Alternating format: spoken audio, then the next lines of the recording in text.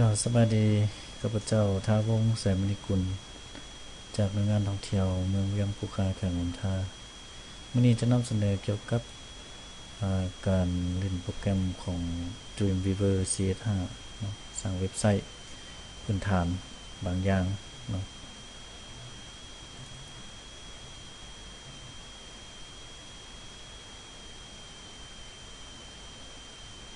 ขั้นตอนต่อไปต้องเข้าซ้ายเข้านิ้วแล้วพิมพ์ sign name ชื่อของเนมเฮานี้เนาะอยู่นี่ข้าพเจ้าใส่ว่าเวียงภูคา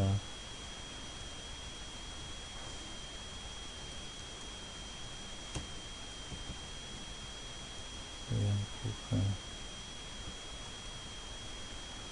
แล้วเฉพาะโลคอลไซต์โฟลเดอร์นี้เราจะเลือกเอาโฟลเดอร์ที่ว่าเซฟมาเนาะเป็นไฟล์ของที่ว่าเราได้สร้างโฟลเดอร์เกี่ยวกับเว็บไซต์เรานั้นเนาะจากนั้นเขา select แล้วก็เขาเซฟอยู่นี่มันอยู่นี่เขาจะเซฟมาแล้วเนาะอาจจะสังเกตเห็นอยู่เบื้องขวามือลมสุดนี้ที่ว่าไฟล์เราได้แอดเขาเบื้องต้นเราเข้าไป VPK เวอร์ชัน English นะอยู่นี่จะเห็น Home to Agency Guest House Attraction เนาะแต่ละอันนี้เราจะต้องได้สร้างหน้าเว็บหรือว่าเทมเพลตของแต่ละอันปะซะก่อนเนาะตัวอย่างการลิงก์ของ Tour Agency อยู่นี่ขั้นตอนต่อไปนี่มันเราจะเข้าไปบนแท็บสีฟ้าเนาะสปายเมนูบาร์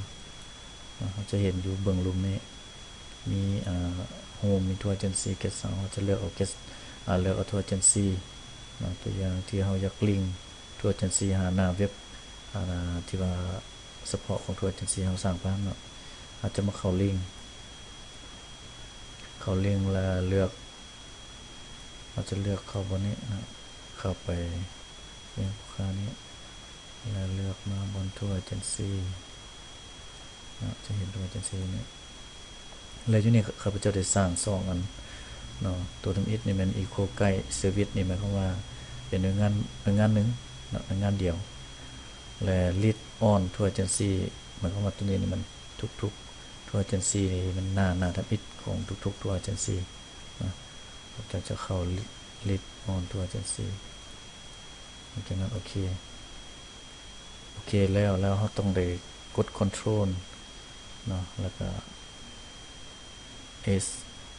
เพื่อเซฟหรือว่าเพื่อความมั่นใจเข้าไฟล์เนาะ Save on เนาะถือว่าสำเร็จต้องสำเร็จ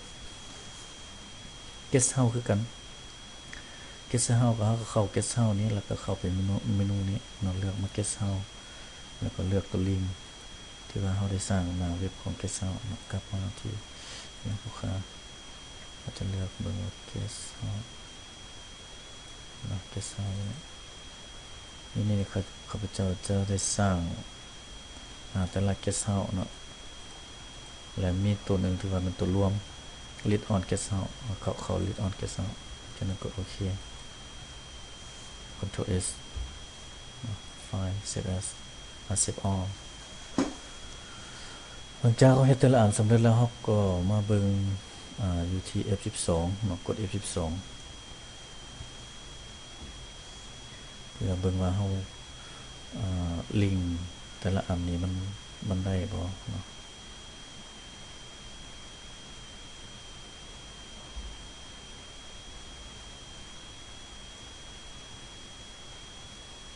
รอท่าแป๊บนึงหลังจากเขากด F12 แล้วมันจะขึ้นมาเป็นตัวอย่างของหน้าเว็บเนาะตัวอย่างของหน้าเว็บเขาจะกดลงมา Tour Agency กับ Guest House ที่เขาลิงก์เข้าเมื่อกี้นี่มันได้บ่เนาะที่เขา Tour Agency เนาะที่ว่าสำเร็จมันจะขึ้นมาเป็นจังซี่เนาะข้าพเจ้าได้สร้างเฉพาะหน้าเว็บรวมทดลองบน Guest House ก็ได้เนาะมันก็ลิงก์ขึ้นมาหมด Guest House แต่ละอันถือว่าสำเร็จหลังจากนั้นเราจะเข้าไปไฟล์ Save as แล้วก็เลือกเอา เข้าไปเรื่องลูกค้าแล้วเลื่อนลงมาเข้าไป VPK เนาะตัวนี้มันเป็นไฟล์หลักไฟล์สำคัญที่ว่าเราจะกดขึ้นไปเซิร์ฟเวอร์เนาะเราจะต้องติ๊กเข้าไป VPK หลังจากนั้นเราจะมาเปลี่ยนชื่ออยู่ไฟล์ name ในรูปนี้เนาะ VPK จำ HTML save yes update link เนาะ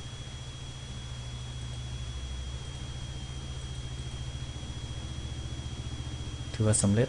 เนาะสำเร็จการลิงก์ของพวกเราหลังจากนั้นก็ไม่ได้ก๊อปไฟล์ตัวที่เราไฟล์ลักมันทั้งหมดจะก๊อปตัว VPK ตัวนี้เราได้เซฟเป็นHTML นี้แล้วก็บรรดาโฟลเดอร์ที่ว่าเราเพิ่มข้อมูลซะก๊อปลงไปเซิร์ฟเวอร์เราเนาะถือว่าหมดสำเร็จในการนำเสนอ